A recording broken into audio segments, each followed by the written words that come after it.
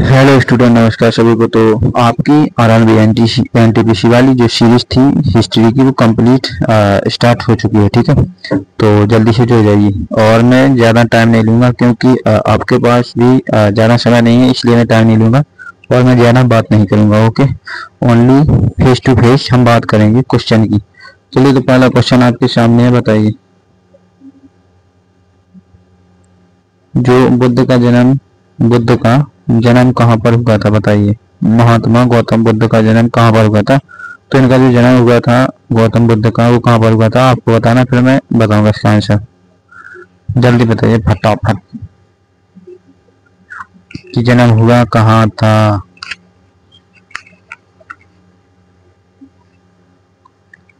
चलिए, इसका आंसर है, राइट आंसर है ए।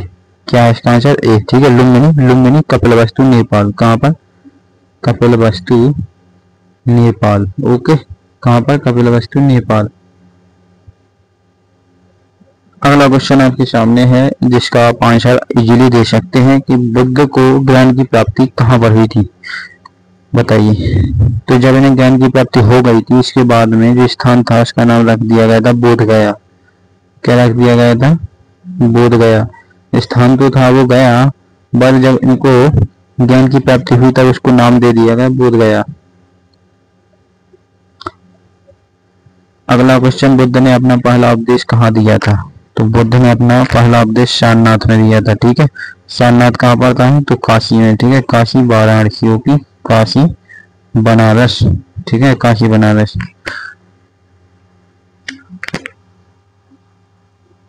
चलिए, तो अगला क्वेश्चन बताइए आप लोग।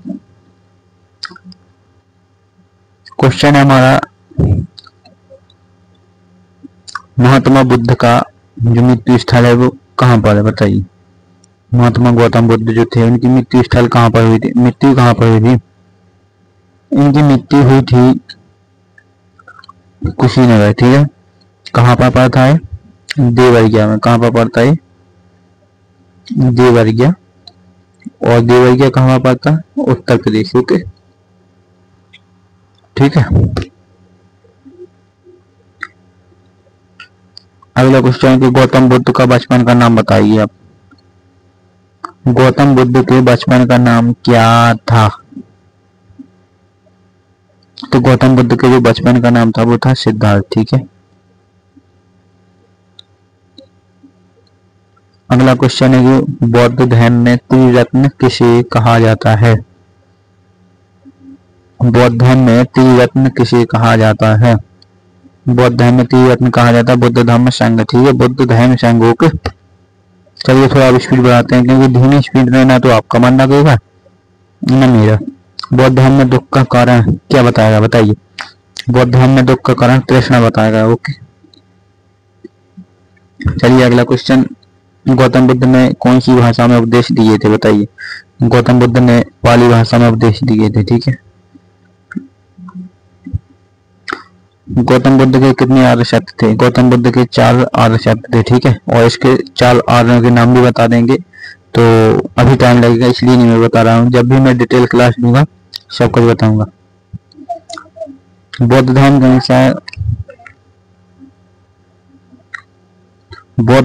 अनुसार बताइए कि बौद्ध धर्म की जो मुक्ति का मार्ग कौन सा है? तो बौद्ध धर्म के मुक्ति का मार्ग है अष्टांगिक मार्ग। ओके, चलिए तो देखो, मैं क्वेश्चन का पोस्टमार्टम इसीलिए नहीं करता हूँ क्योंकि जिसका पोस्टमार्टम होना है मैं पोस्टमार्टम करके उनका एमसीक्यू बना कर लाता हूँ। ठीक है, बौद्ध संघ की स्थापना किसने की थी, बताइए फटाफट।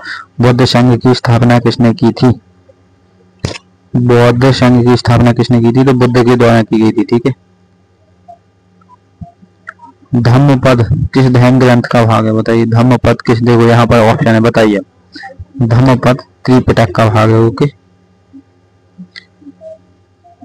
अगला क्वेश्चन है, त्रिपिटक किस भाषा में रचित है? जो त्रिपिटक है वो कौन सी भाषा में रचित है, बताइए।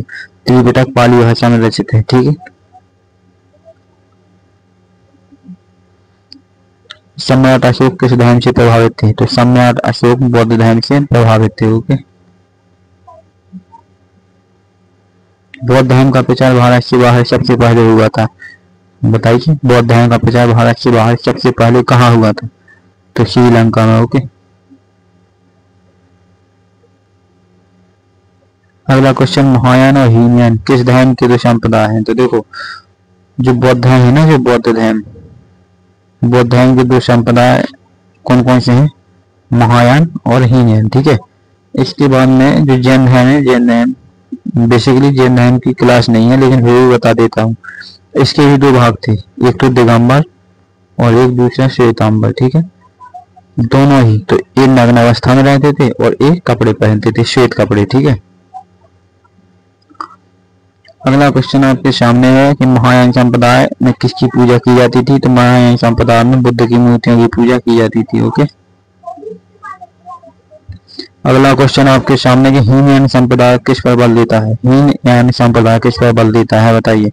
तो जो हीनयान संप्रदाय है वो व्यक्तिगत मोक्ष पर बल देता है, ओके। अगला क्वेश्चन, बौद्ध धर्म का सबसे प्राचीन ग्रंथ बताइए। बौद्ध धर्म का सबसे प्राचीन ग्रंथ है वो क्या है? फटाफट बताइए। बौद्ध धर्म का सबसे प्राचीन ग्रंथ, तो इनका जो सबसे प्राचीन ग्रंथ है वो शायद जातक है, लगता है ही जातक। हाँ नहीं सॉरी यार, गलत लगा दिया, एक मिनट, त्रिपिटक। तो बौद्ध धर्म का जो सबसे प्राचीन ग्रंथ है वो त्रिपिटक को माना जाता है, ओके। बुद्ध पूर्णिमा का क्या महत्व है? तो बुद्ध पूर्णिमा का महत्व बुद्ध का जन्म, उनकी ज्ञान की प्राप्ति, महापरिनिर्वाण, यानी कि सभी, ठीक है। All is the correct answer. Rahul कौन थे? तो देखो गौतम बुद्ध के पुत्र थे, ठीक है। गौतम बुद्ध, अच्छा एक मिनट, गौतम बुद्ध का जो विवाह हुआ था 16 वर्षीय आयु में हुआ था। कब हुआ था? 16 वर्षीय आयु में, ओके। देवदत्त कौन था? तो देखो गौतम बुद्ध का चचेरा भाई भी था, उनका शिष्य भी था, विरोधी भी था, ठीक है। तो राइट आंसर इज उपरोक्त सभी, यानी कि फोर्थ, ऑल। बौद्ध भिक्षुओं के वस्त्र किस रंग के होते थे? तो इनके जो वस्त्र होते थे वो पीले रंग के होते थे, ओके। कैसे होते थे? येलो, यानी कि पीले रंग के, ठीक है।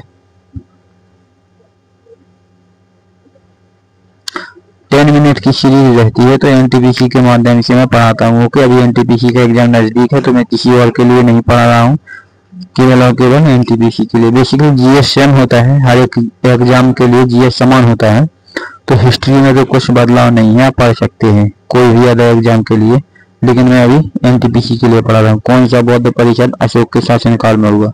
तो अशोक के शासनकाल में तीसरा हुआ था। कौन सा हुआ था? तृतीय, ठीक है। पहला किसके शासनकाल में हुआ था? अजातशत्रु के में। किसके में? अजातशत्रु के में। और दूसरा काल अशोक के में, ठीक है। और तीसरा अशोक के में, ओके। गौतम बुद्ध का जन्म किस वंश में हुआ था? तो गौतम बुद्ध का जो जन्म हुआ था वो शाक्य वंश में हुआ था, ठीक है। तो आज के 25 क्वेश्चन, देखो आज कितने क्वेश्चन हैं? 25, ठीक है। तो 25 क्वेश्चन बेसिकली बहुत हो जाते हैं, क्योंकि इन्हें आइडेंटिफाई करने में टाइम लगता है, तो अभी तो नहीं कर पाऊंगा। देखो एसएससी सीजीएल के लिए जो भी जुड़ना चाहता है तो वो लक्ष्य 3.0 बैच से जुड़ जाइए। इसमें कंप्लीट हिस्ट्री कराऊंगा मैं, और मेरे भी द्वारा होनी, क्योंकि मैं जीएस का टीचर हूँ, हिस्ट्री पढ़ाता हूँ। इसमें देखो live classes, record classes, test series, PDF सब कुछ मिलेगा, और 15 महीने की वैलिडिटी। देखो बैच कितने का था? ये 999 रुपये का। कितना? 999 का। बट इस पर आपको 80% डिस्काउंट मिलेगा। वो कैसे मिलेगा? 80% डिस्काउंट कैसे मिलेगा वो मैं बताता हूँ, एक मिनट। आपको कूपन कोड दिया जाएगा MC098। इस पर जब आप लगाएंगे उस पर तो 80% डिस्काउंट, 80% डिस्काउंट मिलेगा। इस पर आप संपर्क भी कर सकते हैं यदि कोई प्रॉब्लम है। और ये एप्लीकेशन है, इसको आपको डाउनलोड करना है। एप्लीकेशन कहाँ पर है? तो यहाँ पर एप्लीकेशन है, इसको डाउनलोड करो। डिस्क्रिप्शन में लिंक लगी है, हर एक वीडियो के नीचे लिंक मिलेगी आपको, तो एप्लीकेशन को आप डाउनलोड कर सकते हैं और इजीली बैच परचेस कर सकते हैं। जब आप कूपन कोड लगाएंगे तो 99 रुपये का बैच पड़ेगा, ये ओनली कितने? 99 रुपये का। तो 1000 रुपये से घट करके कहाँ पर आ गए? 99 रुपये पर, ओके। यानी कि आपको इस पर सबसे ज्यादा डिस्काउंट मिला है, जो कि इंडिया में इतना डिस्काउंट कहीं पर भी नहीं है, ठीक है। तो वीडियो को शेयर भी करिएगा ताकि और विद्यार्थी जुड़ सकें, क्योंकि जो विद्यार्थी महंगे बैच नहीं परचेस कर पाते हैं तो वो इस बैच को परचेस कर सकेंगे इजीली। तो थैंक्स दोस्तों, और जल्दी से जल्दी बिल्कुल वीडियो को शेयर कीजिए। धन्यवाद।